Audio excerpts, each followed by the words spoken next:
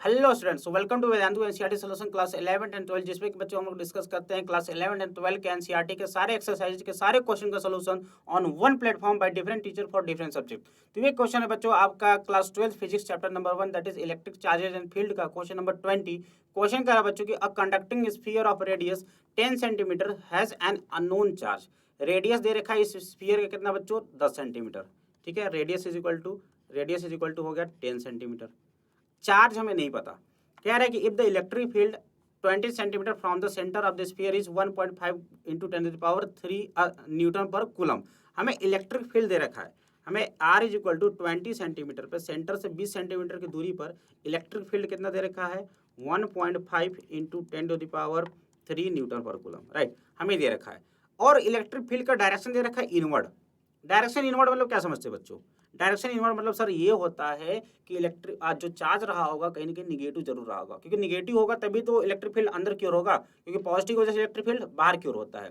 तो मान लीजिए बच्चों हमारे पास ये हो गया एक कंडक्टिंग स्फीयर, इसके सेंटर से आर डिस्टेंस यानी कि R is equal to 20 centimetre distance पे एक पॉइंट P है।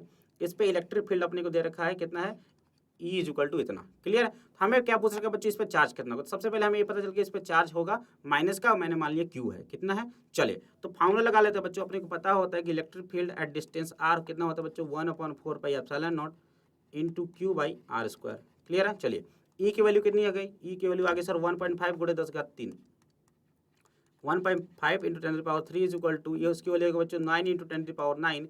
क्यू की वैल्यू हमें नहीं पता जो कि निकालनी है। और रेडियस है बच्चों सॉरी डिस्टेंस है बच्चों 20 सेंटीमीटर या फिर 0.2 मीटर, 0.2 का होल स्क्वायर हो जाएगा। 1.5 से अगर इसको काटते हैं बच्चों ये 6 बार में चला जाएगा क्या? ठीक है, चलिए इसको अगर सॉल्व किया जाए बच्चों कितना हो जाएगा 3 है ये 10⁻³ बटे में 10⁻9 बटे में कितना हो जाएगा बच्चों ये 0.2 का होल स्क्वायर यानी 0.04 बटे में 6 हो जाएगा इज इक्वल टू हो गया हमारे पास Q। क्लियर है सभी को? चलिए इसको सॉल्व कर लेते हैं फर्दर। तो इसको बच्चों हम लोग लिख सकते हैं क्या, इसको 1000 से इसमें मल्टीप्लाई कर देंगे, हो जाएगा बच्चों 40/6 गुणे 10 की घात कितना हो गया -9 is equal to Q। Clear है क्या? चेक कर लेते हैं एक बार। 10⁻³ से इसमें गुणा कर दिया, ये हो जाएगा बच्चों 40/6 गुणे 10 की घात -9।